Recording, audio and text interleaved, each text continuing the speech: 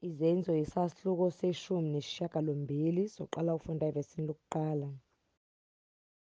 Emva kwalokho wamuka e-Athene, wafika eKorinte, wafumana khona umJuda othile ogama lakhe lingu-Akwila, wasePontu ngokuzalwa, owayesanda ukufika ephuma e-Antalya enoPrisila umkakhe, ngenxa yesimemezelo sikaKlawudiya sokuba bonke abaJuda bamuke eRoma, weza kubo.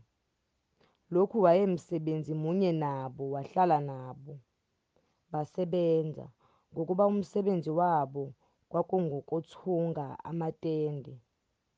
Washumayela emasinagogeni ngamaSabatha onke, wazuza abaJuda namaGreki.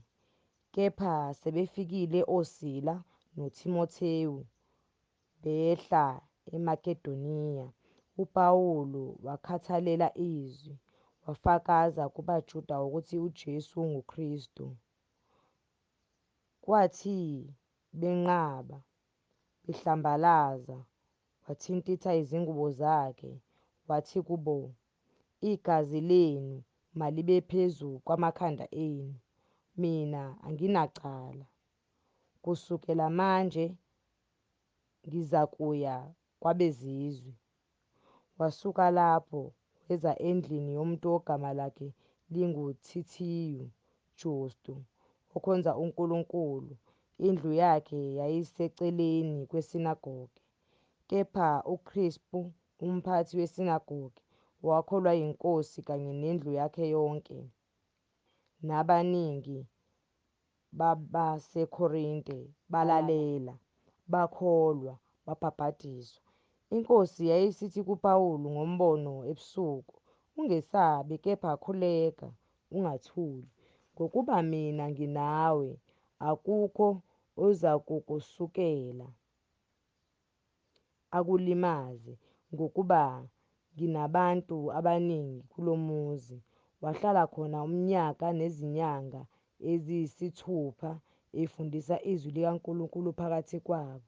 Kwathi uGaliyu engumbusi wase-Akhaya, abaJuda bamvukela uPawulu nganhliziyonye, bamyisa phambi kwesihlalo sokwahlulela. Bathi, "Lo muntu uphendukisa abantu ukuba bakhonze uNkulunkulu ngokuphambene nomthetho."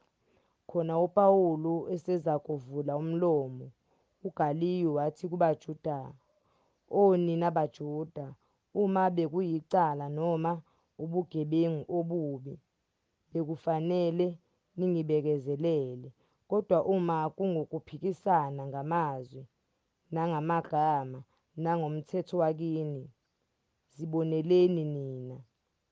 Mina angithandi ukuba ngumahluleli walezo zinto." Wayesebaxosha esihlalweni sokwahlulela.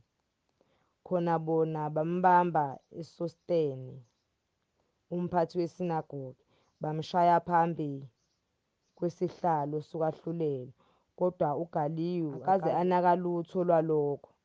Kepha uPawulu esehlale khona izinsuku eziningi, wavalelisa kubazalwane, wamuka ngomkhumbi, waya eSiriya kanye noPrisila no-Akwila, esegundile ikhanda lakhe eKenikreya, ngokuba wayezibophe ngesifungo. Wehlela e-Efesu, wabashiya khona, kepha yena wangena esinagogeni washumayela kubaJuda. Kwathi bemncenga ukuba ahlale khona isikhathi esidana, akaze avuma, kepha wavalelisa wathi, "Ngizakubuyela futhi kini, uma uNkulunkulu evuma." Wayesesuka e-Efesu ngomkhumbi. Esefikile eKesariya, wakhuphuka wabingelela ibandla, wehla e-Antiyokiya.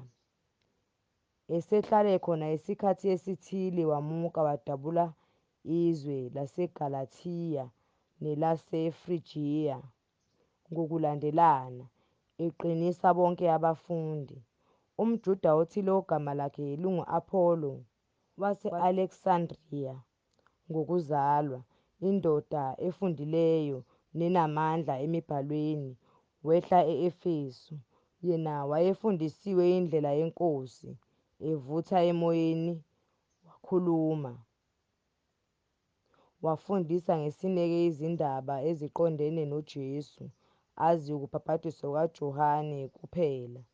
Yena waqala ukushumayela ngesibindi esinagogeni, kwathi ukuba bamuzwe o-Akwila noPhrisila bamthatha bamchasisela indlela kaNkulunkulu ngesineke esikhulu.